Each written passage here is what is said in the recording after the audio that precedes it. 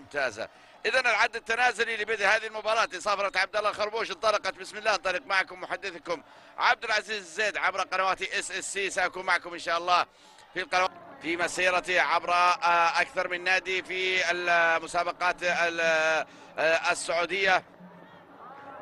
درب في قبرص، كانت مع الاتحاد، لكنه يستمر مع نادي الخليج في محاولة تأتي عبر الجهة اليمنى عن طريق سعيد حمسل والعرضية داخل منطقة الجزاء وتسديدة في الدفاع تنتهي إلى الركنية بلمسة واحدة.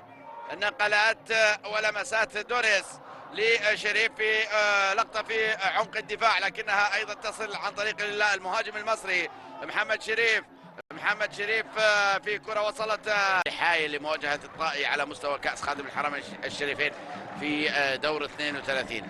مرة أخرى عبر بيدرو في الجهة اليسرى نفس العرضية. يا ساتر يا ساتر، عرضيات خطيرة جدا. بيدرو روبيتشو يقدم الهدايا عبر الجهة اليسرى بكرات عرضية غير عادية، وهذه واحدة أيضا تلعب من المطالبة من باللعب على مستوى المنتخب الوطني وتقديم أداء ممتاز. هذا أمر غير معقول وغير ممكن، لكن الآن الكرة اللي تبعد من هوساء النقاط الثلاث لمصلحة الخليج.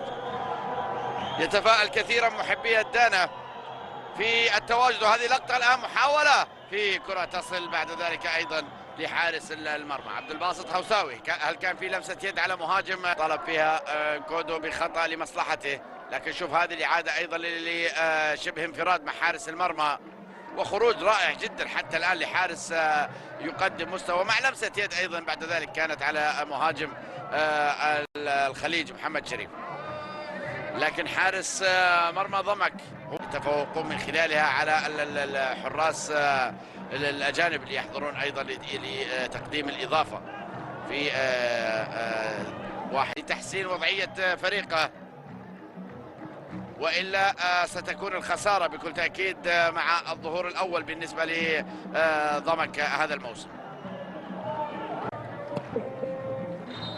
والصافرة تأتي من جانب حكم المباراة عبد الله خربوش لتنهي الشوط الأول بتقدم الفريق الضيف الخليج بهدف مقابل لا شيء. استراحة قصيرة تستعد لانطلاقة الشوط الثاني بقيادة حكم المباراة عبد الله الخربوش لتنطلق صافرة، بينما أنا محدثكم عبد العزيز الزيد أنطلق معكم أيضا في شوط ثاني من خلال هذه المباراة، وهذه أيضا اللقطة اللي جاء من خلالها هدف لم يحتسب من الأساس أيضا في وجود التسلل. عموما المهاجم المصري محمد شريف يغادر أرضية الميدان، يدخل مكانه أيضا لاعب رقم 77 أيضا عند